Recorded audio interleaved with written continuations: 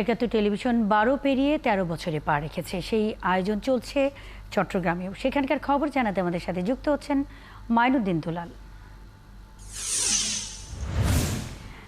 দুলাল, 13 বছরে পা রাখলো একাত্তর। এ নিয়ে কি বলছেন সেখানকার মানুষ এবং আগামীর প্রত্যাশায় তারা একাত্তরকে কোথায় রাখতে চান? হ্যাঁ মুন্নি, আপনার মাধ্যমে আমাদের একাত্তরের সকল দর্শক শুভানুদ্দায়ী সকলকে জন্মদিনের শুভেচ্ছা জানাচ্ছি। আমি আজকে সকাল থেকেই চট্টগ্রামের একাত্তর অফিসে লোকজন আসছেন। আমি সকাল 9টা থেকেই ছিলাম, যে দেখছি আজকে শুক্রবার, তারপরও জুমার পরে কিছু লোকজন, জুমার আগে কিছু লোকজন এসেছেন, শুভেচ্ছা জানিয়েছেন, ফুল দিয়েছেন, একাত্তরের শুভকামনা করেছেন এবং একাত্তর সম্পর্কে তাদের উচ্ছ্বাস আছে এবং তাদের একাত্তর নিয়ে তাদের এক ধরনের অহংকার বা গর্ব আছে যে একাত্তর বাংলাদেশের মুক্তিযুদ্ধ, অসাম্প্রদায়িকতা এবং মুক্তচিন্তার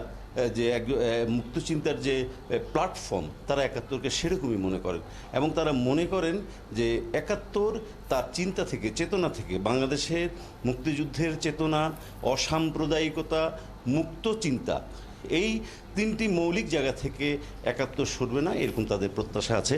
আমার সাথে আছেন চট্টগ্রাম সাংবাদিক ইউনিয়নের সাধারণ সম্পাদক ম শামসুল ইসলাম এবং যুবলীগের নেতা সহসভাপতি দেবাশিস পাল দেবু। আমি প্রথমেই আমি অনুরোধ করছি যে তারা কেক কেটে একটু আনুষ্ঠানিকভাবে একটা ছোট আনুষ্ঠানিকতা, যে কেক কেটে আমাদের একাত্তরের জন্মদিনের কেক কাটবেন এবং আমি অনুরোধ করছি তাদেরকে।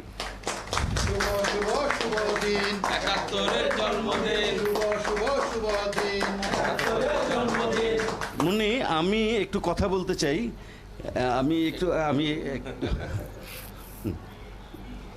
আমি কথা বলতে চাই চট্টগ্রাম সাংবাদিক ইউনিয়নের সাধারণ সম্পাদক ম শামসুল ইসলাম।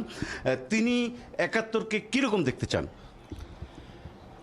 একাত্তর বলতে আমরা বুঝি একাত্তরের মুক্তিযুদ্ধ, একাত্তর বলতে বুঝি স্বাধীনতা, একাত্তর আমাদের অস্তিত্ব এবং এই স্বাধীনতা এবং মুক্তিযুদ্ধের চেতনাকে ধারণ করে একাত্তর একটি যুগ পার করে দিয়েছে এবং আমরা দেখেছি অনেকগুলো টেলিভিশন চ্যানেলের ভিড়ে একাত্তর তার সমহিমায় উজ্জ্বল হয়ে আজ পর্যন্ত এখানে এসেছে, কারোর সাথে আপোষ করেনি এবং আমাদের চট্টগ্রামের যারা আমাদের সহকর্মীরা রয়েছেন তাদেরকে আমরা দেখেছি এই বন্দর নগরীকে সারা বিশ্বের কাছে তুলে ধরার ক্ষেত্রে একাত্তর যে ভূমিকা পালন করছে তার জন্য আমরা একাত্তরকে ধন্যবাদ জানাই এবং এই একাত্তর দীর্ঘদিন পাঠকদের আস্থায় থাকবে এ প্রত্যাশা করছি।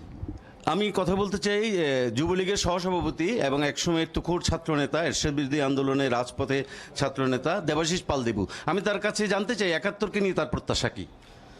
একাত্তর আসলে বাংলাদেশের গণমাধ্যমকে বদলে দেওয়া একটি নাম।